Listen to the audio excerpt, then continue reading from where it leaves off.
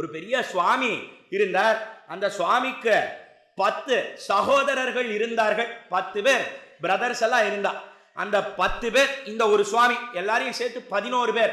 அந்த 11 பேருக்கும் ஒரே வாரிசாக ஒரு பெண் அவள் இருந்தாளேயானால் அவளை கல்யாணம் பண்ணி கொடுக்கிற காலத்துல எத்தனையோ மாப்பிள்ளைகள்லாம் வந்து கியூல போட்டி போட்டு நின்னா. எதனாலேன்னா நிறைய சொத்து அந்த 10 பேருக்கு. அந்த சொத்தெல்லாம் இந்த ஒரே பெண்ணுக்கு வரப்போகிறதுன்னா எல்லாரும் கண்ணை மூடிட்டு கல்யாணம் பண்ணிக்கிறேன் அப்படின்னு அக்காலத்திலே வந்தார்கள். அதே போல 10 ஆழ்வார்களுடைய சொத்து 4000 திவ்ய பிரபந்தமோ யாருக்கு வந்ததுன்னா ஆண்டாள் ஒரே வாரிசாக இருக்கிறபடினாலே ஆண்டாளுக்கு வந்து சேர்ந்தது. அதனால கண்ணை மூடிண்டு கல்யாணம் பண்ணி கொண்டான் அக்காலத்திலே திருவரங்கராஜன். அழகிய மணவாளன் சுந்தரஜாமாதான்னு அவனுக்கு திருநாமம் பெயர் ஏற்பட்டது. அவனை சாமர்த்தியசாலின்னு கொண்டாடுகிறார்கள். அந்த 10 ஆழ்வார்களுக்கும் ஒரே வாரிசாக இருக்கக்கூடியவள் ஆண்டாள். அவள் பூமி பிராட்டியினுடைய அபராவதாரம். அவள் எதுக்காக இந்த லோகத்திலே வந்து பிறந்தாள்?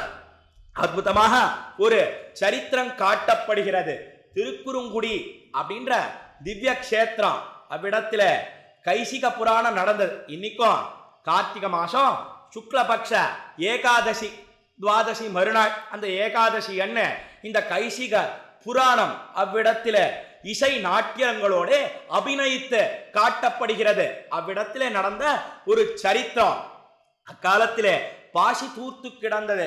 பாசி தூர்த்து கிடந்த பார்மகற்கு பண்டொரு நாள் மாசுடம்பில் நீர்வாரா மானமிலா பண்ணியாம் தேசுடைய தேவர் திருவரங்க செல்வனார்னு ஆண்டாள் தெரிவிக்கிறாளே தம்முடைய நாச்சியார் திருமொழியில. பூமியானது கடலிலே அழுந்தி கிடந்தது. பூமி பிராட்டி கடல்ல போயிட்டா. அவளை வெளிக்கொணர்வதற்காக எம்பெருமான் வராகனாக திருவதரித்தான். கோல வராகமன்னாய் நிலங்கோட்டினை கொண்ட எந்தாய்னு தன்னுடைய பற்களாலே அந்த பூமியை வெளிக்கொணர்ந்தான். பூமி பிராட்டிக்கு ஏற்பட்ட அணுக்கத்தை எல்லாம் கஷ்டத்தை எல்லாம் போக்கினான். தன்னுடைய ஈரக்கையாலே தடவி கொடுத்து ஆஸ்வாசகரமான வார்த்தைகளை எல்லாம் சொன்னா. பூமி பிராட்டியின் இடத்திலே வராக பெருமாள் அந்த வராக நாயனாராக இருக்கக்கூடிய எம்பெருமான். பூமி பிராட்டிய காலத்திலே வராக பெருமாளை பார்த்து தெரிவித்தாள், எம்பெருமானே எனக்கு ஏற்பட்ட கஷ்டத்தை போக்கிவிட்டாய். ஆனா என்னுடைய குழந்தைகள் இந்த லோகத்திலே இருக்கிறார்களே அவர்கள் எல்லாரும் உன்னை வந்து அடைய வேண்டி இருக்க உன்னுடைய நித்திய விபூதின்னு சொல்லக்கூடிய பரமபதத்திலே வந்து சர்வதேச சர்வகால சர்வாவஸ்தைகளிலும் உனக்கு கைங்கரியம் பண்ண வேண்டி இருக்க அவர்களெல்லாம் அந்த கைங்கரியத்தை இழந்து போகிறார்களே. அதற்கு நீ ஒரு சுலபமான உபாயம் வழியை தெரிவிக்க வேண்டும். உன்னை வந்து அடையக்கூடிய வழியை அவர்களுக்கு நீ காட்ட வேண்டும் அப்படின்னு பூமி பிராட்டி வராக நாயனாரை பார்த்து தெரிவித்தாள் அக்காலத்திலே.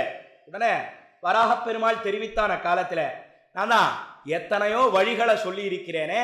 புருஷோத்தம வித்யை, திவ்ய தேசவாசம், திருநாம சங்கீர்த்தனம், திருமாலை எடுக்கை, திருவிளக்கெரிக்கை, கர்மயோகம் என்ன, ஞான யோகம் என்ன, பக்தி யோகம் என்ன, அவதார ரகசியம் ஞானம் என்ன, இப்படி எத்தனையோ வழிகளை தெரிவித்திருக்கிறேனே. இதுல ஏதாவது ஒன்ன அனுஷ்டித்தானே ஆனால் என்னை வந்து அடையலாமே அப்படின்னு வராக பெருமாள் தெரிவித்தான் அக்காலத்தில. உடனே பூமி பிராட்டி தெரிவித்தாள் அக்காலத்தில, இந்த கர்மயோகம் ஞான யோகம் பக்தி யோகம்லாம் மிகவும் சிரமசாத்தியமானவைகள், ஒரு காலத்திலும் என்னுடைய பிள்ளைகள் பண்ண மாட்டார்கள் அப்படின்னு தெரிவித்தாள் அக்காலத்திலே பூமி பிராட்டி. கர்மயோகம் ஞான யோகம் பக்தி யோகம்லாம் பண்றது என்ன அவ்வளவு சுலபமான கிடையவே கிடையாது. மனசையெல்லாம் அடக்கி அந்த வழிகளை நாம் பண்ண வேண்டும் எம்பெருமானை அடைவதற்கு.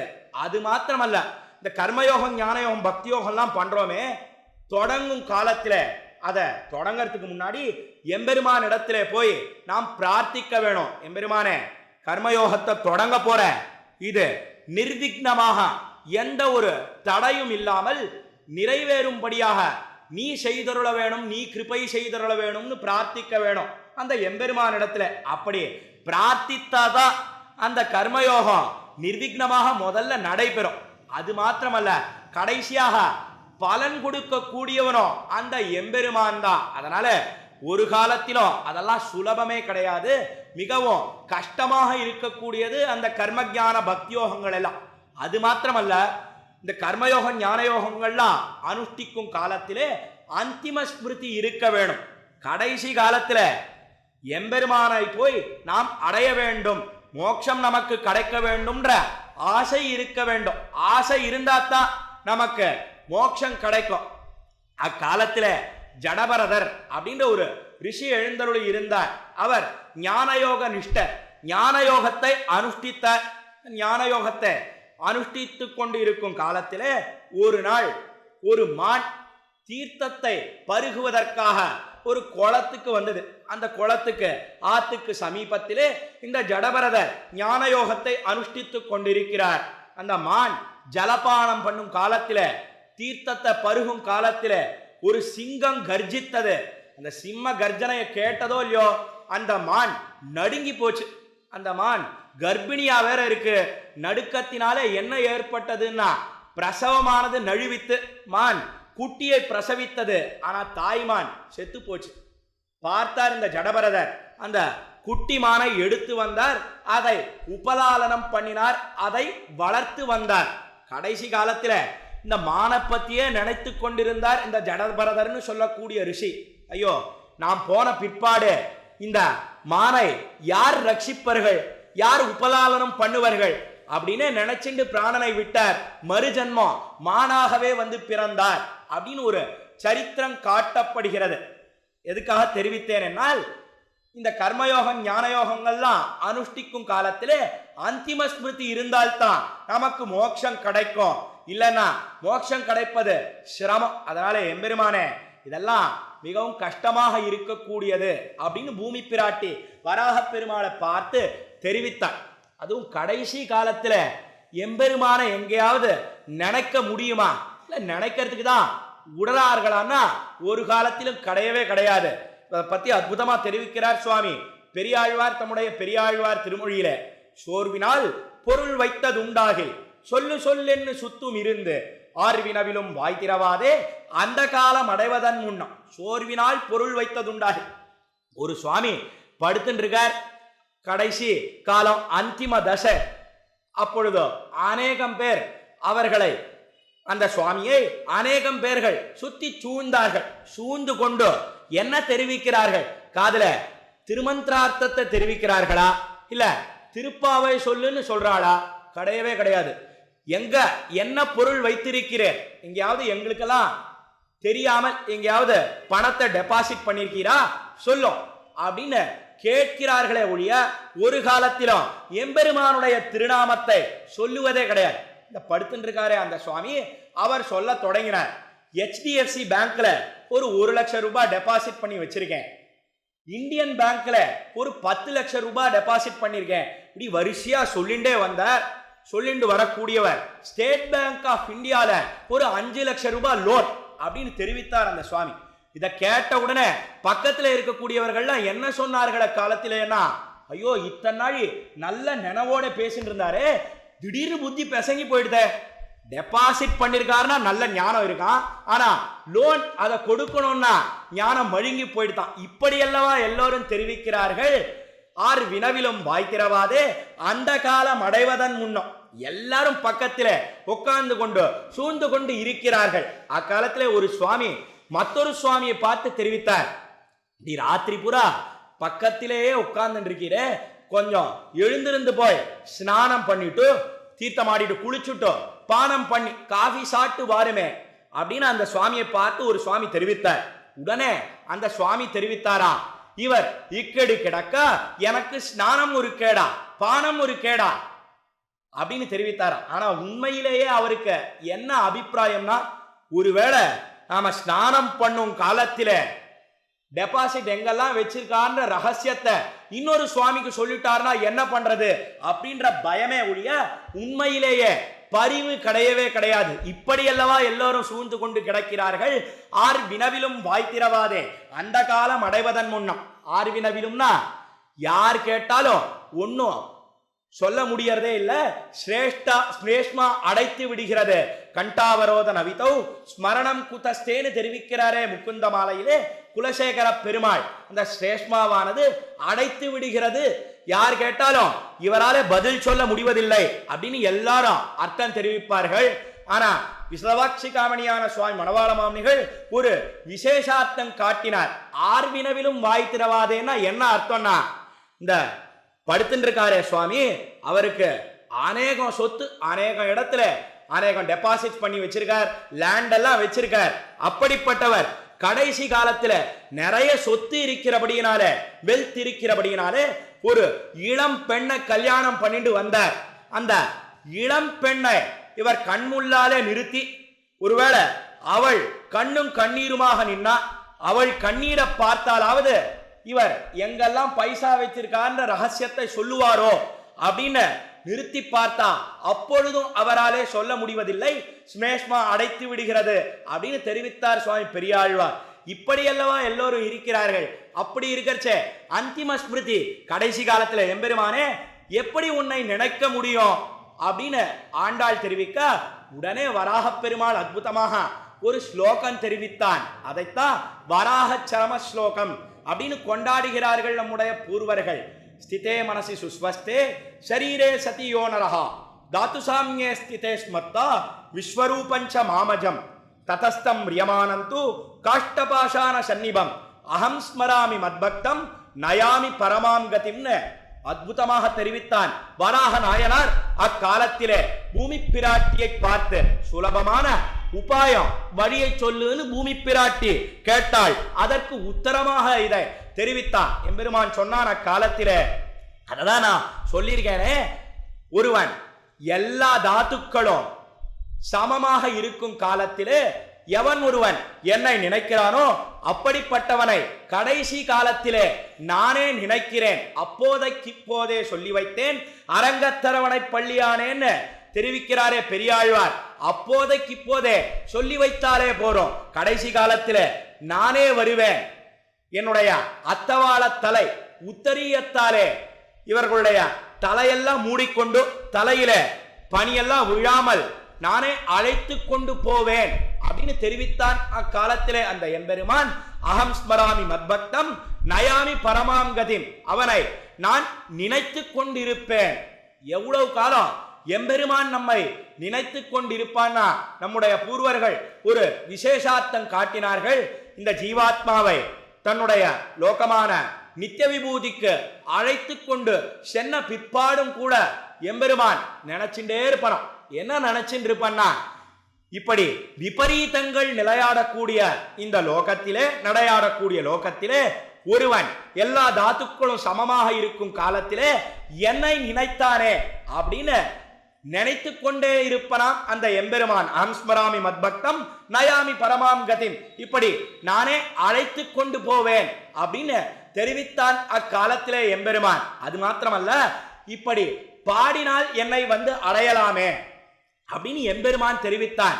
இவ்விடத்துல அற்புதமாக சுவாமி பராசர பட்டர் கைசிக புராண வியாக்கியானத்திலே திருக்குறுங்குடியில நடந்த நம்பாடுவான் விருத்தாந்தத்தை தெரிவிக்கிறார். அக்காலத்துல நம்பாடுவான் அப்படின்னு ஒருத்தன் திருக்குறுங்குடியில எழுந்தருளி இருந்தான். அவனுக்கு நம்முடைய சம்பிரதாயத்துல வேற எந்த பேரும் பார்க்கப்படுவதே கிடையாது. நம் பாடுவான், எம்பெருமானை அவன் பாடினான். பாடினபடியினாலே அவனை நம்பாடுவான் என்ன அழைக்கிறார்கள் நம்முடைய பூர்வர்கள். எப்படி நம்பெருமாள் நம்மாழ்வார் நஞ்சியர் நம்பிள்ளை என்பர் அவரவர்த மேத்தத்தால்னு தெரிவிக்கிறாரே சுவாமி மணவாள மாமுனிகள். எப்படி நம்பெருமாள் நம்மாழ்வார்னு பேர் ஏற்பட்டதோ, நம்பெருமாள்னு சுவாமி அழகிய மணவாளனுக்கு திருவரங்கத்து எம்பெருமானுக்கு பேர் ஏற்பட்டது. நம்பெருமாள்னு பேர் ஏற்பட்டதற்கு காரணம் என்ன? பிரசங்காத்து தெரிவிக்கிறேன். அக்காலத்துல நம்பெருமாள்ன்ற பேரை ஒரு வண்ணான் கொடுத்தான் அப்படின்னு தெரிவிக்கிறார்கள்.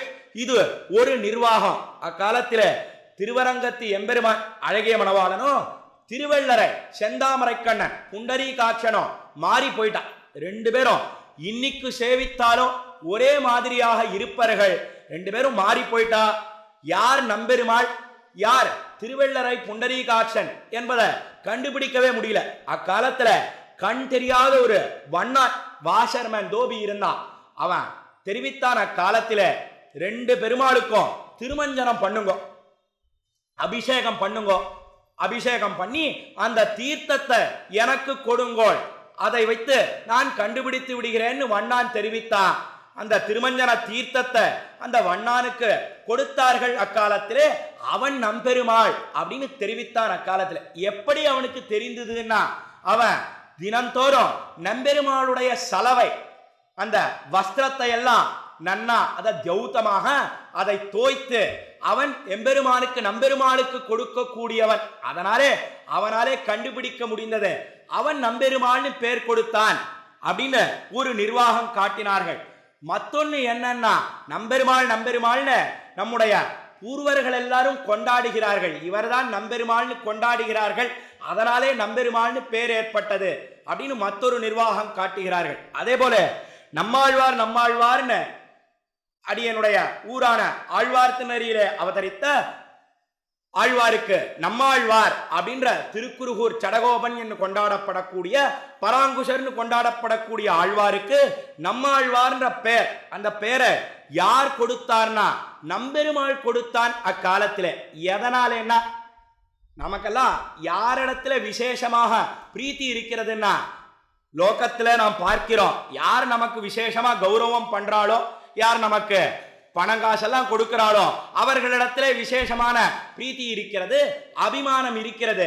அதே போல 4000 திருவாய்மொழி 1000ஐயும் யாருக்கு கொடுத்தார் சுவாமி நம்மாழ்வார்னா நம்பெருமாளுக்கு கொடுத்தார். அதனால நம்பெருமாள் அடிக்கடி நம்மாழ்வார் நம்மாழ்வார்னு தெரிவித்துக் கொண்டே இருப்பான். அதனாலே நம்மாழ்வார் அப்படின்னு பிரசித்தமான திருநாமம் ஏற்பட்டது.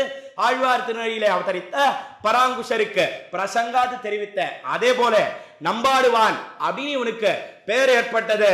அவன் ஒவ்வொரு ஏகாதசி தினத்தன்னு காலையிலிருந்து உபவாசம் விரதத்தை அனுஷ்டித்து சாயங்காலம் ஆனவாறே திருக்குறுங்குடி நம்பியை சேவிப்பன். அந்த திருக்குறுங்குடி நம்பியை சேவித்து பாட்டு பாடுவன் இசையோட இதை அவன் வழக்கமாக வைத்துக் கொண்டு வந்தான். ஒரு கார்த்திகை சுக்லபட்ச ஏகாதசி தினத்தன்னு புறப்பட்டா நேராக எம்பெருமானுக்கு அந்த கைங்கரியத்தை பண்ண வேண்டும், பாட வேண்டும் என்பதற்காக போனான். வழியில ஒரு பிரம்மரக்ஷஸ் அவனை பிடித்து கொண்டது. இந்த பிரம்மரக்ஷஸ் இந்த நம்பாடுவானை பார்த்து தெரிவித்தது, இன்றைய தினம் எம்பெருமானாலே எனக்கு நீ போஜனமாக நியமிக்கப்பட்டிருக்கிறாய், நீதான் எனக்கு உணவு, உன்னை நான் விழுங்க போகிறேன் அப்படின்னு பிரம்மராட்சஸ் தெரிவித்தது. உடனே அக்காலத்தில் தெரிவித்தான் நம்பாடுவான், நீ என்ன விழுங்கிறத பத்தி எனக்கு எந்த பயமும் கிடையாது, எனக்கு ஆட்சேபனையே கிடையாது. ஆனா ஒன்னே ஒண்ணு, நான் ஒவ்வொரு ஏகாதசி தினத்தன்னும் இந்த பாடக்கூடிய கைங்கரியத்தை திருக்குறுங்குடி நம்பிக்கு பண்ணி வருகிறேன். அதனால இன்னைக்கு இந்த கைங்கரியத்தை முடிச்சுட்டு திரும்பி வந்துடுறேன், வந்த உடனே நீ என்னை விழுங்குவாயாக அப்படின்னு தெரிவித்தான் நம்பாடுவான். உடனே அந்த பிரம்மரக்ஷஸ் தெரிவித்தது, என் வாயிலே விழுந்தவன் மீண்டும் வருவனம். என்னிடத்துல இப்படி தெரிவித்து விட்டு தப்பிச்சுட்டு போனான்னா எங்கேயாவது திரும்பி வருவனா? ஒரு காலத்திலும் வரமாட்டான். அதனால நான் உன்னை புஜிக்க போகிறேன், விழுங்க போகிறேன் அப்படின்னு தெரிவித்தது பிரம்மரக்ஷஸ்.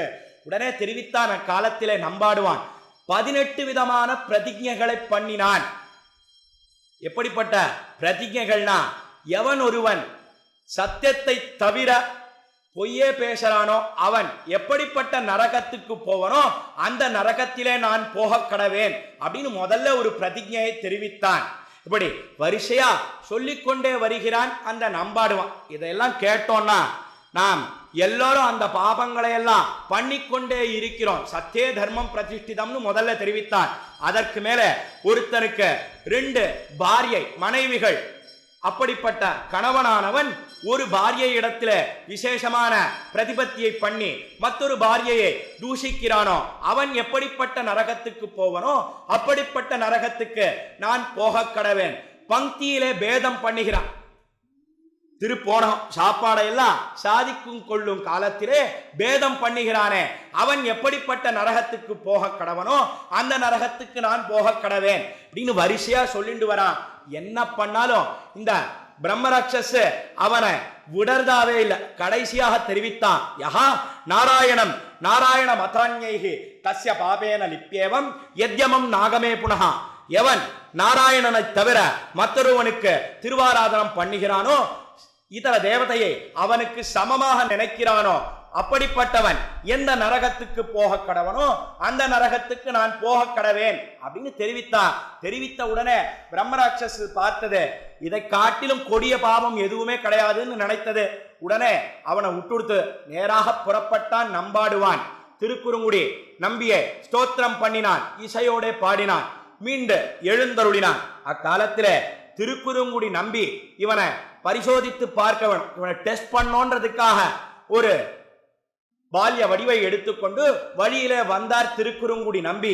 இந்த நம்பாடுவானை பார்த்து தெரிவித்தார், அக்காலத்திலே நீ அந்த வழியில போகாதே, அந்த வழியில பிரம்மராட்சஸ் இருக்கிறது, வேறு வழியாக போவாயாக அப்படின்னு திருக்குறுங்குடி நம்பி தெரிவித்தார். அக்காலத்திலே இந்த நம்பாடுவானை பார்த்து நம்பாடுவான் தெரிவித்தான், அதெல்லாம் ஒரு காலத்திலும் முடியவே முடியாது, இந்த தேகம்தான் எனக்கு தொலைய போகிறது, மரணமானால் வைகுந்தம் கொடுக்கும் பிறான், இந்த பிறவியினுடைய இறுதியிலே எனக்கு மோட்சம், அதனால எனக்கு நற்கதி கிடைக்க போகிறது, ஒரு காலத்திலும் முடியவே முடியாது, நான் அந்த பிரம்மராட்சஸுக்கு பிரதிஜை பண்ணி வந்திருக்கிறேன் அப்படின்னு நம்பாடுவான் தெரிவித்தான்.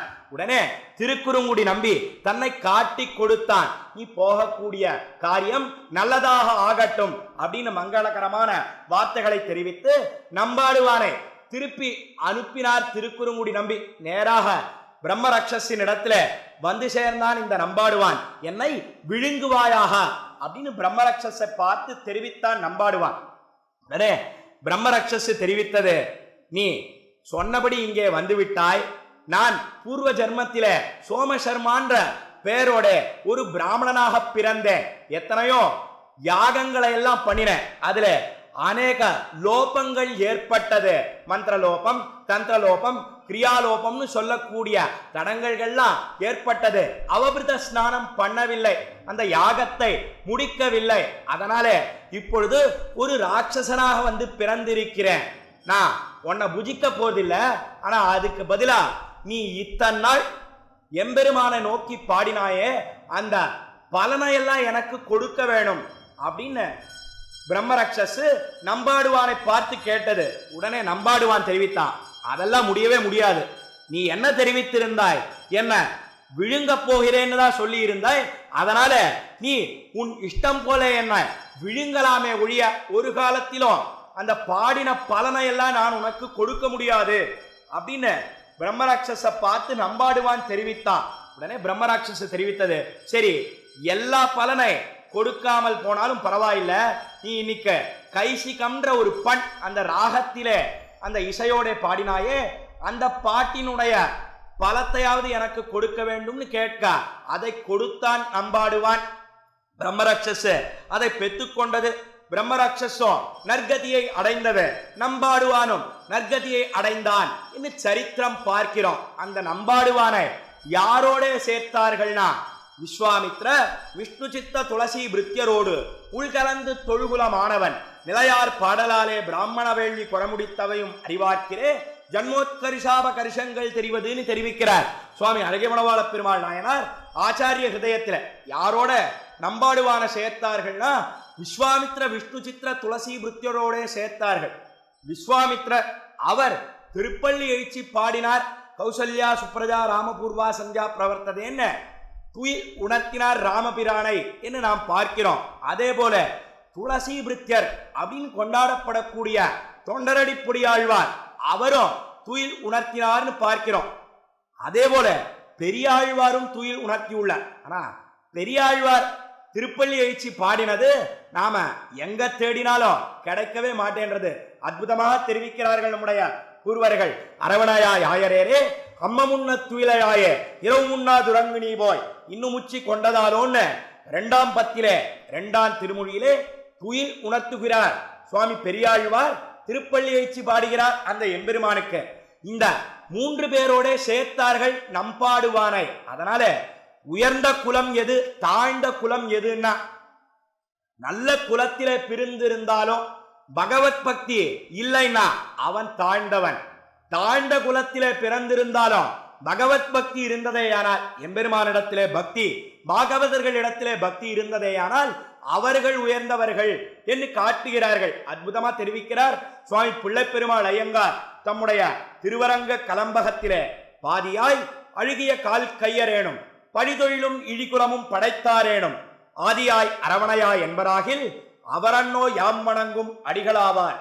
சாதியாய் ஒழுக்கத்தால் மிக்கோரேனும் சதுர்மறையாய் வேள்வியாய் தக்கோரேனும் போதி நான்முகன் பணிய பொள்ளிகள்வான் பொன்னரங்கம் போத்தாதார் புலையர்தாமேன்னு காட்டுகிறார். பாதியாய் அழுகிய கால் கையரேனும், ஒருத்த எழுந்தருளி இருந்தான் திருவரங்கம் பெரிய கோயில்ல, பாதியாய் அழுகிய கால் கையர், பாதி கை பாதி கால் தான் இருக்கு. பழி தொழிலும் அவன் பண்ணக்கூடிய தொழிலோ மிகவும் தாழ்ந்ததாக இருக்கக்கூடியது. இழி குலமும் படைத்தாரேனும் தாழ்ந்த குலத்திலே பிறந்திருக்கிறான். இப்படி இருந்தாலும் ஆதியாய் அரவணையாய் என்பராக திருவரங்கத்து எம்பெருமான் புறப்பாடு, திருவரங்கராஜன் புறப்பாடுன்னா ஒன்னையும் விடுறதே கிடையாது, ஒன்னு விடாமல் சேவிக்கிறான். அப்படிப்பட்டவன் தான் சேவிக்க தகுந்தவன். ஆதியாய் அரவணையா என்பராகில் அவரன்னோ யாம் வணங்கும் அடிகளாவார் அப்படின்னு தெரிவித்தார். யார சேவிக்கணும்னா எம்பெருமானுடைய புறப்பாட்டை விடாமல் எவன் சேவிக்கிறானோ அப்படிப்பட்டவன் தான் சேவிக்க தகுந்தவன். சாதியாய் ஒழுக்கத்தால் மிக்கோரேனும், இன்னொருத்தன் இருக்கிறான், நல்ல குலத்திலே பிறந்திருக்கிறான், ஒழுக்கத்திலாக மிகுந்த சீலத்தோட இருந்தவனாக பார்க்கப்படுகிறான். ஒழுக்கத்தால் மிக்கோரேனும் சதுர்மறையாய் வேள்வியாய் தக்கோரேனும், 4 வேதங்களையும் அதிகரித்திருக்கிறான். சதுர்மறையாய் வேள்வியாய் தக்கோரேனும், பெரிய பெரிய யாக யஜ்ஞாதி கர்மங்களை எல்லாம் பண்ணுகிறான். ஆனாலும் திருவரங்கராஜன் புறப்பாடுன்னா வருதே கிடையாது. அப்படிப்பட்டவன் தான் தாழ்ந்தவன். போதி நான்முகன் பணிய பள்ளிகொள்வான் பொன்னரங்கம் போத்தாதார் புலையர்தாமே என்று தெரிவித்தார் சுவாமி திருவரங்க தமுதனார். திருவரங்க கலம்பகத்திலே பிள்ளைப்பெருமாள் ஐயங்கார் தெரிவித்தார் என்ன நாம் பார்க்கிறோம். ஆக உயர்ந்த ஜன்மம் எது, தாழ்ந்த ஜன்மம் எதுன்னா, எது உயர்ந்த ஜன்மம்? பகவத் பக்தி இருக்குமேயானால் அதுதான் உயர்ந்த ஜன்மம். பகவத் பக்தி இல்லாத ஜன்மம் தாழ்ந்த ஜன்மம்னு காட்டுகிறார்கள். அந்த நம்பாடுவானை விஸ்வாமித்ர விஷ்ணு சித்த துளசி பிருத்தியரோட சேர்த்து அவனுடைய குலத்தை தான் சேவிக்க தகுந்த குலம் அப்படின்னு கொண்டாடுகிறார் சுவாமி அழகிய மணவாள பெருமாள் நாயனார் ஆச்சாரிய ஹிருதயத்தில். எதனால இந்த சரித்திரத்தை இவ்விடத்திலே சுவாமி பராசர பட்டர் தெரிவித்தார்னா, அந்த நம்பாடுவான் பாடினா மாதிரி எல்லாரும் பாடினால் என்னை வந்து அடையலாமே அப்படின்னு வராக பெருமாள் அக்காலத்திலே தெரிவித்தார்.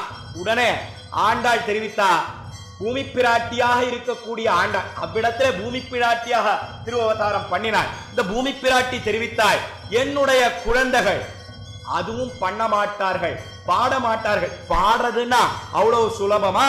அதுவும் கஷ்டம்தான். ஒரு காலத்திலும் பாட மாட்டார்கள் அப்படின்னு பூமி பிராட்டி தெரிவித்தார். சரி, பாடாமல் போனா பரவாயில்ல, புஷ்பத்தை மாலையாக சூடி கொடுக்கலாமே அப்படின்னு வராக நாயனார் தெரிவித்தார். அதுவும் பண்ண மாட்டார்கள் என்னுடைய குழந்தைகள் அப்படின்னு பூமி பிராட்டி தெரிவித்த கடைசியில பண்ணின காரியம் என்னன்னா, நம் எல்லோரையும் திருத்துவதற்காக தானே தனியாக வந்து இந்த லோகத்திலே ஆண்டாளாக பிறந்தாள். அதுதான் அவளுக்கு உண்டான தனிச்சிறப்பு. மற்ற பிராட்டிமார்களை காட்டிலும் ஆண்டாளுக்கு உண்டான ஏத்தம் என்னன்னா, மற்ற பிராட்டிமார்கள் எல்லாரும் எம்பெருமான் அவதரித்த காலத்திலே வந்து பிறக்கிறார்கள். ராகவத்வே அபவத் சீதா ருக்மிணி கிருஷ்ண ஜன்மணி அந்நேஷு அவதாரேஷு விஷ்ணோக்கியேஷா அனபாயினி. ராகவனாக ராமனாக திருவதரித்த காலத்திலே சீதையாக வந்து பிறந்தாள் பெரிய பிராட்டியார் என்று பார்க்கிறோம். அதே போல கண்ணனாக திருவதரித்த காலத்திலே ருக்மிணி பிராட்டியாக வந்து பிறந்தாள்னு பார்க்கிறோம். இப்படி ஒவ்வொரு அவதாரத்திலேயும் பிராட்டி வந்து பிறக்கிறாள்னு பார்க்கிறோம். ஆனா ஆண்டாள் எப்படி வந்து பிறந்தாள்னா தனியாக வந்து பிறந்தாள். அதுதான் அவளுக்கு உண்டான தனி சிறப்பு. அதுவும் இந்த மட்டையடி உற்சவத்துக்கே அபிப்பிராயம் என்னன்னா, திருவரங்கம் பெரிய கோயில்ல பங்குனி உத்தர நன்னாள் பங்கைய பூவில் பிறந்த பாவனல்லாள் வாழிய பங்குனியில் உத்திரனாள் பாரதித்தாள் வாழிய என்ன பெரிய பிராட்டியாருடைய வாழி திருநாமத்திலே நாம் அனுசந்தானம் பண்ணுகிறோம். அந்த பெரிய பிராட்டியார் ஸ்ரீரங்கநாச்சியார் அவதரித்த நன்னாளான பங்குனி உத்தரத்தன்று ஆச்சரியமான சேர்த்தி நடைபெறுகிறது திருவரங்கம் பெரிய கோயில்ல. நம்பெருமாள் அழகிய மணவாளனுக்கும் ஸ்ரீரங்கநாச்சியாருக்கும் சேர்த்தி. அந்த சேர்த்திக்கு முன்னாடி புறப்பட்டு அழகிய மணவாளன் நம்பெருமாள் 8 வீதிகள் எழுந்தருளுகிறான். அற்புதமான பெரிய திருமொழி கோஷ்டி முடிந்தவுடனே சக்கரத்தாழ்வார் சன்னதி வழியாக ஆண்டாளுடைய மற்றொரு நாச்சிமாராக இருக்கக்கூடிய ஸ்ரீரங்க நாச்சியார் சன்னதிக்கு எழுந்தருளுகிறான் எம்பெருமான். அவ்விடத்துல மட்டையடி உற்சவம் நடக்கிறது. வெண்ணையெல்லாம் எடுத்து அடிக்கிறார்கள்.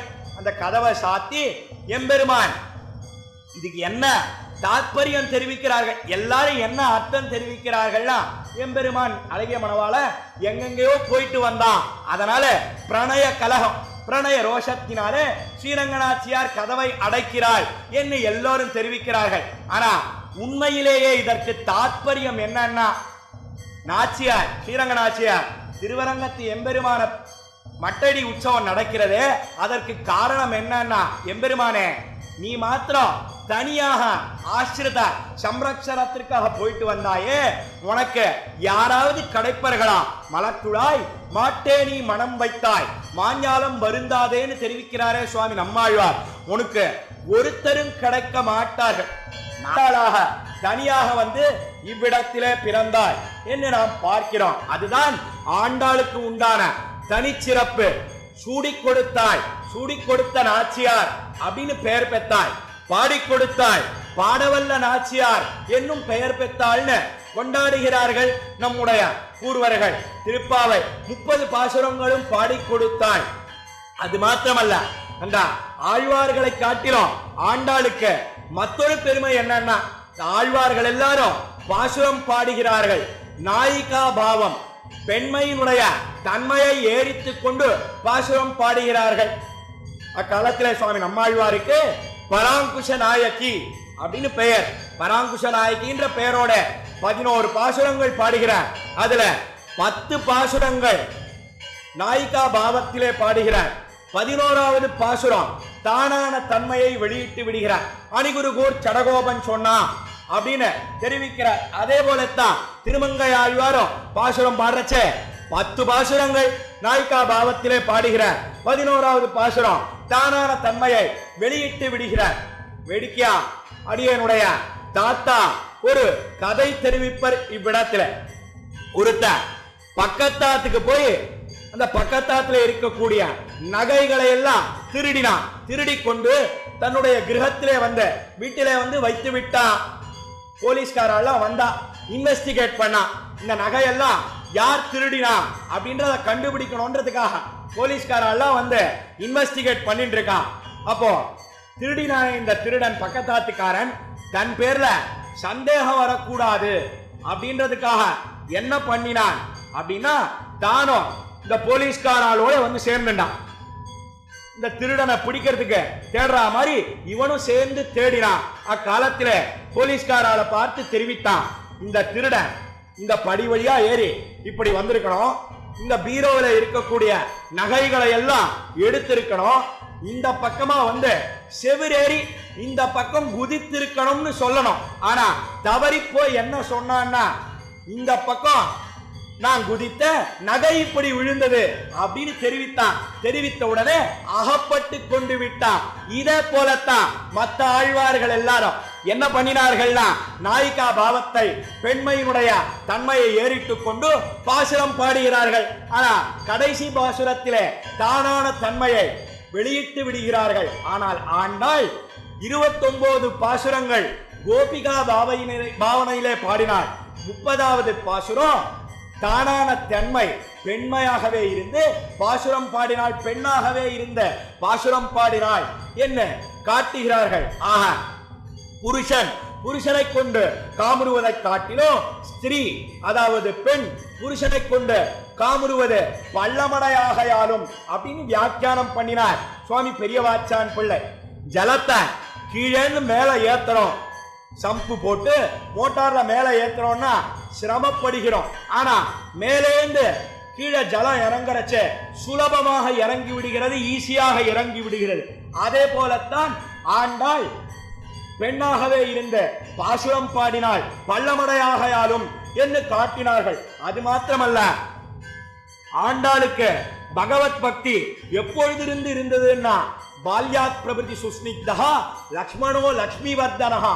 எப்படி லக்ஷ்மணனுக்கு சிறு பருவத்திலிருந்து தொட்டில் பருவத்திலிருந்து சக்கரவர்த்தி திருமகன் ராமபிரான் இடத்திலே பக்தி ஏற்பட்டிருந்ததோ அதே போல சிறு வயதிலிருந்து ஆண்டாளுக்கு எம்பெருமானிடத்திலே பக்தி ஏற்பட்டிருந்தது. அக்காலத்திலே 4 புத்திரர்கள் பிறந்தார்கள். தசரத சக்கரவர்த்திக்கு 4 பேருக்கும் வரிசையா பேர் வைத்து தொட்டிலிட்டார் வசிஷ்டாச்சாரியர். ராம பரத லக்ஷ்மண சத்ருக்னர்கள் அப்படின்னு பேர் வைத்தார். அதே கிரமத்தில முதல்ல ராமனுக்கு ஒரு தொட்டிலிட்டார், இரண்டாவதாக பரதனுக்கு ஒரு தொட்டிலிட்டார், மூன்றாவதாக லக்ஷ்மணனுக்கு தொட்டிலிட்டார், நான்காவதாக சத்ருக்ன ஆழ்வானுக்கு தொட்டிலிட்டார். புறப்பட்டு போனார். கொஞ்ச நேரம் ஆச்சு. உடனே ஓடியே வந்தான் ராஜசேவகன். வசிஷ்டாச்சாரியரை பார்த்து தெரிவித்தான் அக்காலத்திலே, சுவாமின்னு இந்த லக்ஷ்மணன்ற குழந்தை அழுதுண்டே இருக்கு, என்ன பண்ணாலும் அழுகையை நிறுத்தவே இல்லை, அழுவதற்கான காரணம் தெரியவே இல்லை, எத்தனையோ உபாயங்கள் வழிகளை அனுஷ்டித்து பார்த்தோம், ஒன்னும் பிரயோஜனம் இல்லை அப்படின்னு வசிஷ்டர் பார்த்து அக்காலத்திலே ராஜசேவகன் தெரிவித்தான். உடனே வசிஷ்டாச்சாரியர் புறப்பட்டு வந்தார். பார்த்தா லக்ஷ்மணன்ற குழந்தை ராமனுடைய தொட்டிலையே பார்த்து அழுது கொண்டிருக்கிறது. புரிந்து கொண்டார். ஓஹோ, இந்த லக்ஷ்மணன்ற குழந்தைக்கு இது அபிப்பிராயம் போலே இருக்கிறது, ராமனுக்கு சமீபத்திலே இந்த லக்ஷ்மணனுடைய தொட்டில் இருக்க வேண்டும்னு அபிப்பிராயம் போலே இருக்கிறது அப்படின்னு நினைத்து பண்ணின காரியம் என்னன்னா, பரதனுடைய தொட்டிலை எடுத்து மூன்றாவதா போட்டுட்டோம், லக்ஷ்மணனுடைய தொட்டிலை எடுத்து ராமனுடைய தொட்டிலுக்கு சமீபத்திலே அருகிலே போட்டார். கொஞ்சம் அழுகையை நிறுத்தினது லக்ஷ்மணன்ற குழந்தை. புறப்பட்டு போனார் வசிஷ்டாச்சாரியர். மறுபடியும் கொஞ்ச நேரத்தில் ஓடியே வந்தான் இந்த ராஜசேவகன். மறுபடியும் இந்த லக்ஷ்மணன்ற குழந்தை அழுதுண்டே இருக்கு அப்படின்னு வசிஷ்டாச்சாரியரை பார்த்து தெரிவித்தான். புறப்பட்டு வந்தார் வசிஷ்டாச்சாரியர். பார்த்தா இப்பவும் இந்த லக்ஷ்மணன்ற குழந்தை ராமனுடைய தொட்டிலையே பார்த்து அழுது கொண்டிருக்கிறது. இப்ப புரிந்து கொண்டார் வசிஷ்டாச்சாரியர். ஓஹோ, இதுக்கு தனி தொட்டில் கூடாது, ராமனுடைய தொட்டிலேயே சேர்த்து இவனை விட வேண்டும் அப்படின்னு நினைத்தார். என்ன பண்ணினார்னா, லக்ஷ்மணனை எடுத்து ராமனுடைய தொட்டிலேயே விட்டார். 2 பேரும் ஒருத்தர் கட்டிக்கொண்டு ஆனந்தமாக துயில் அமர்ந்தார்கள் என்று நாம் பார்க்கிறோம்.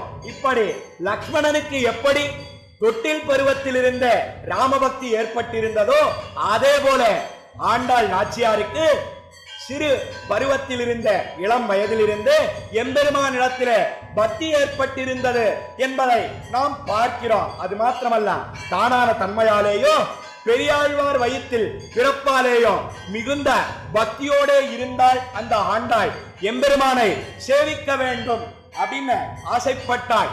அநாதி மாயையா சுப்தஹா யதா ஜீவஹா பிரபுத்தியதே என்பது பிரமாண வச்சனம். ஆழ்வார்களை காட்டிலும் மற்றொரு பெருமை ஆண்டாளுக்கு என்னன்னா, மற்ற ஆழ்வார்கள் எல்லாரும் எப்படின்னா எம்பெருமான் ஆழ்வார்களுக்கு மயர்வர மதிநலம் அருளினான். மயர்வுன்னா அஜ்ஞானம். அந்த அஜ்ஞானத்தை போக்கி பக்தி ரூபா பண்ண ஞானத்தை எம்பெருமான் கொடுத்தான். பிற்பாடு எம்பெருமானை துயில் உணர்த்தினார்கள் மற்ற ஆழ்வார்கள். அதாவது முதல்ல ஆழ்வார்கள் எல்லாம் திருப்பள்ளி எழுச்சி எம்பெருமானுக்கு பாடுவதற்கு முன்னாடி, எம்பெருமானை எழுப்புவதற்கு முன்னாடி எம்பெருமான் ஆழ்வார்களை எழுப்பினான். பிற்பாடு மற்ற ஆழ்வார்கள் எம்பெருமானை எழுப்பினார்கள். ஆனால் ஆண்டாள் எப்படின்னா, ஆண்டாள் எம்பெருமானுக்கே மயர்வர மதிநலம் அருளினாள். அதுதான் அவளுக்கு உண்டான தனிப்பட்ட பெருமை. எம்பெருமானையே எழுப்புகிறாள் என்று நாம் பார்க்கிறோம். வேடிக்கையாடியனுடைய தாத்தா இவ்விடத்திலே ஒரு கதை தெரிவிப்பர். ஒரு பர்த்தாவும் பாரியையும், அதாவது கணவனோ மனைவியோ காலக்ஷேபத்துக்கு போனார்கள், உபன்யாசத்துக்கு போனார்கள். அந்த உபன்யாசத்திலே ஒரு சுவாமி பதிவிரத தர்மம் அதை பத்தி தெரிவித்தார். பதிவிரதை சிறந்த பத்னி யாரு, மனைவி யாருன்னா பின்தூங்கி முன்னெழும் பாவையாக இருக்கக்கூடியவள் தான் சிறந்த பதிவிரதை அப்படின்னு தெரிவித்தார். பின்தூங்கி முன்னெழும் பாவாய்னா என்ன அர்த்தம்னா, ஒரு பத்னி மனைவியானவள் கணவன் உறங்கின பிற்பாடு உறங்க வேணும், படுத்துக் கொள்ள வேண்டும். கணவன் எழுந்திருக்கிறதுக்கு முன்னாலே எழுந்திருக்க வேண்டும்.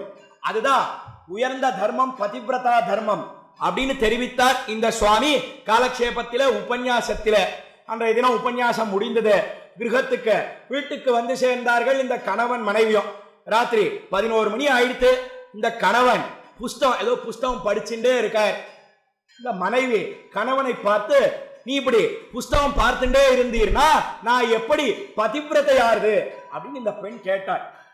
என்னடி, நான் புஸ்தகம் பார்க்கறதுக்கும் நீ பதிவிரதையார்த்துக்கும் என்ன சம்பந்தம் அப்படின்னு இந்த சுவாமி கணவன் கேட்டார். உடனே அவள் தெரிவித்தாள், இன்றைய தினம் உபன்யாசத்தில சொன்னாரு, பதிவிரதை யாருன்னா பின்தூங்கி முன்னெழும் பாவாய். எனக்கு தூக்கம் வருது, நீர் இப்படி புஸ்தகம் பார்த்துட்டே இருந்தீர்னா நான் எப்படி பதிவிரதையாரு அப்படின்னு தெரிவித்தார். உடனே அவர் பார்த்தார், சரி இவள் தூக்கம் வருதுன்னு சொல்றாளே, ஏதோ பதிவிரதையா இருந்து போட்டோம், இதுலயாவது இவள் பதிவிரதையாக இருக்கட்டும் அப்படின்னு நினைத்து படுத்து கொண்டார். தூங்கிட்டார். கொஞ்ச நாள் தூங்கிட்டு இருந்த காலத்திலே இந்த மனைவி கணவனை மறுபடியும் எழுப்பினாள். இந்த பாரு, ஒரே ஒரு விஷயம் சொல்றேன், காலையில எனக்கு முன்னால எழுந்தீர்னா உடனே எழுந்திராதேயும், என்னை எழுப்பிட்டு மறுபடியும் படுத்துக் கொள்ளும். அப்பொழுதுதான் நான் பின்தூங்கி முன்னெழும் பாவையாக ஆக முடியும், உமக்கு முன்னாலே எழுந்திருக்க முடியும், எனக்கு பதிவிரதா தர்மம் நிலை நிற்கும் அப்படின்னு இந்த மனைவி தெரிவித்தாள். அதை போலேதான் மற்ற ஆழ்வார்கள் எம்பெருமான் அவர்களை எழுப்பின பிற்பாடு இந்த ஆழ்வார்கள் எம்பெருமானை எழுப்புகிறார்கள். ஆனால் ஆண்டாள் எம்பெருமானுக்கே மயர்வர மதிநலம் அருளினாள். அந்த ஆண்டாள் அனுகரித்த பிரகாரம் என்ன, எப்படி அனுகரித்தாள், எப்படி தரித்தாள் இத்தியாதி சரித்திரங்களை எல்லாம் நாளைய தினம் இந்த கோஷ்டியில அனுபவித்து மேலே முதல் பாசுரத்தை அனுபவிக்க பிராப்தம் என்று சொல்லி இன்றைய உபன்யாசத்தை நிறுத்துகிற. நாளைய தினம் தொடங்கி 7 மணிக்கு இவ்விடத்திலே உபன்யாசம் நடக்கும். எல்லோரும் எழுந்தருளி அடியேனை ஆசீர்வதிக்க வேணுமாய் பிரார்த்தித்து அமைகிறேன். திருவாடி பூரத்து ஜகத்துதித்தாள் வாழியே, திருப்பாவை 30 செப்பினாள் வாழியே, பெரியாழ்வார் பெத்தெடுத்த பெண்பிள் அவாழியே, பெரும்பூதூர் மாமணிக்கு பின்னானாள் வாழியே, 143 உரைத்தாள் வாழியே, உயரரங்கற்கேயம் உகந்தளித்தாள் வாழியே, மறுவாரும் திருமல்லி வளநாடு வாழியே, மண்புதுவனகற்கோதை மலர்ப்பதங்கள் வாழியே, அண்டாள் திருவடிகளே சரணம், எம்பெருமானார் திருவடிகளே சரணம், ஜீயர் திருவடிகளே சரணம்.